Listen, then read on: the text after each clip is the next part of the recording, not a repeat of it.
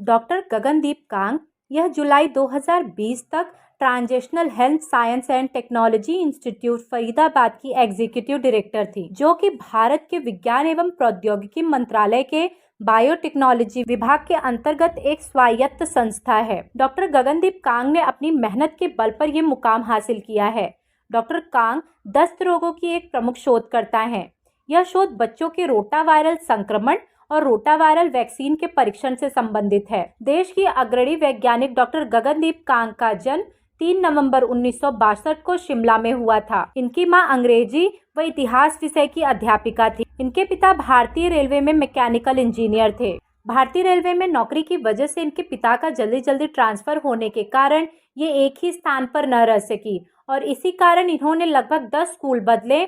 Introvert nature होने के कारण इनके मित्र भी नहीं बन पाते थे। बचपन से ही इन्हें फिजिक्स, मेडिसिन, हिस्ट्री में रुचि थी, अतः ये अलग अलग प्रकार के प्रयोग करती थी और अपने बेडरूम को ही इन्होंने अपनी प्रयोगशाला बना लिया था। ये और इनके पिता घर पर ही फिजिक्स, केमिस्ट्री और बायोलॉजी से संबंधित प्रयोग करते थे और बाद में गगनदीप कांग ने विज्ञान, जो कि उनका पहला इंटरेस्ट था, उसको ही अपना प्रोफेशन बनाने का निर्णय किया। क्रिश्चियन मेडिकल कॉलेज वेल्लोर से ट्रेनिंग लेने वाले उनके अंकल द्वारा सुनाई गई कहानियों के कारण छोटी उम्र से ही सीएमसी में उनका विश्वास दृढ़ हो गया था और उन्होंने वहीं से अपनी मेडिकल की पढ़ाई पूरी की। डॉक्टर गगनदीप कांग हमेशा से समाज और लोगों के लिए कुछ अच्छा करना चाहती थी, इसीलिए उन्होंने ऐसा डॉक्टर बनना स्वीकार नहीं किया जो केवल कुछ मरीजों का इलाज करता रहे, बल्कि वे चाहती थी कि वे अपनी प्रतिभा से सारे समाज व मानव मात्र की सेवा करें और इसीलिए उन्होंने गैस्ट्रोइंटेस्टाइनल रिसर्च की और इस पेशे को चुना। उसके बाद उन्होंने विजिटिंग प्रोफेसर के तौर पर लंदन की हेल्थ प्रोटेक्शन एजेंसी से भी काम किया। डॉक्टर गगनदीप कांग ने अपनी मेडिकल पढ़ाई के लिए सीएमसी वेल्लोर को ही चुना। इस कॉलेज से उन्होंने सन 1987 से एमबीबीएस पास किया। इसके बाद सन 1991 में उन्होंने कृत्रिम चिकित्सा महाविद्यालय वेल्लोर से एमडी की डिग्री प्राप्त की। सन 1998 में उन्होंने पीएचडी की डिग्री ली। डॉक्टर गगनदीप कांग का विवाह एक डॉक्टर से ही हुआ। उनके पति एक न्यूरोसर्जन है और उनके 2 बेटे भी हैं। इनकी एक छोटी बहन है जो पेशे से एक पत्रकार है। डॉक्टर गगनदीप कांग एक क्लिनिशियन वैज्ञानिक है।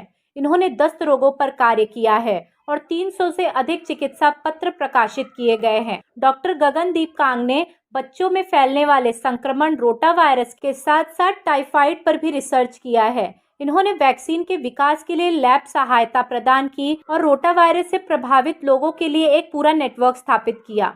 डॉक्टर कांग व उनकी टीम ने व्यक्तिगत कंपनियों के साथ मिलकर भारत बायोटेक के सहयोग से रोटावायरस, रोटावेक और सीरम इंस्टीट्यूट के साथ रोटासेल टीकों को विकसित किया, जिन्हें डब्ल्यूएचओ ने भी अनुमोदित किया। इसी वजह से वो कहती है, भारत के लिए, भारत के द्वारा, भारत में टीका। डॉक्टर कांग ने बच्चों में होने वाले संक्रामक रोगों की रोकथाम करने हेतु व्यापक स्तर पर कार्य किया है।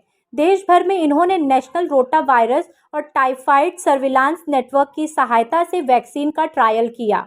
90 के दशक में उन्होंने जन स्वास्थ्य व डायरिया से संबंधित कई गंभीर बीमारियों के निदान के लिए कार्य किया और सरकार के साथ मिलकर बड़े स्तर पर कार्य किया।